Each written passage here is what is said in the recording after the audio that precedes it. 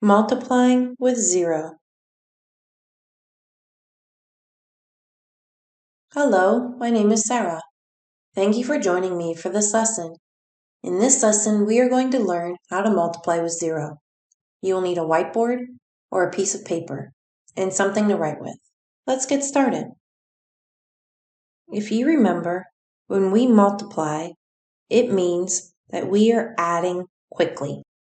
If you remember, there were two ways that we could draw a picture. For example, if we had 3 times 2, we can draw 3 groups, 1, 2, 3, each with 2 in them. We could also draw 3 rows, each with 2 in them. So if we were to solve this, we would just count them up. 1, 2, 3, 4, 5, 6. So 3 times 2 equals 6. In this lesson, we're going to learn how to multiply with zero. Let's see how it works. Please copy this down.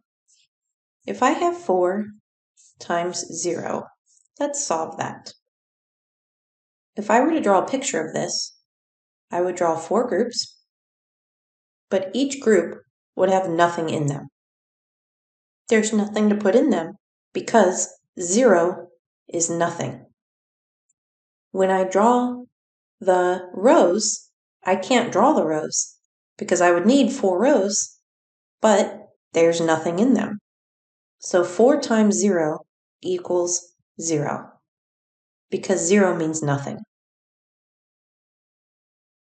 Let's try another one. What about 0 times 6? Well, if I draw a picture with 0 times 6, it means I need 0 groups. If I have 0 groups, it means there is nothing there. So I can't put 6 in each group because there's no group. So 0 times 6 equals 0. Are you noticing a pattern? It doesn't matter what number we multiply by. We can do 8 times 0.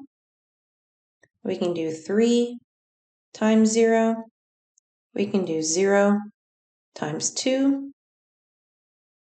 Every single time you multiply by 0, the answer will always be 0.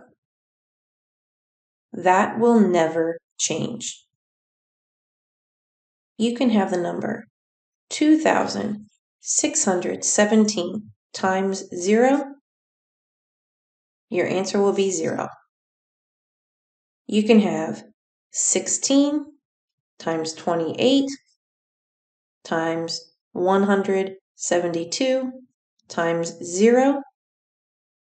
That's going to be a big fat 0. It does not matter what you multiply by. If one of the numbers is 0, your answer will be 0. So the most important thing to know is, if you multiply by 0, your answer will always be 0. That's it. To multiply by 0, the answer is always 0. So it does not matter whatever number you put here. It can be any number. Doesn't matter. If you're multiplying by 0, the answer is always 0. In this lesson, we learned how to multiply with 0. Thank you for following along.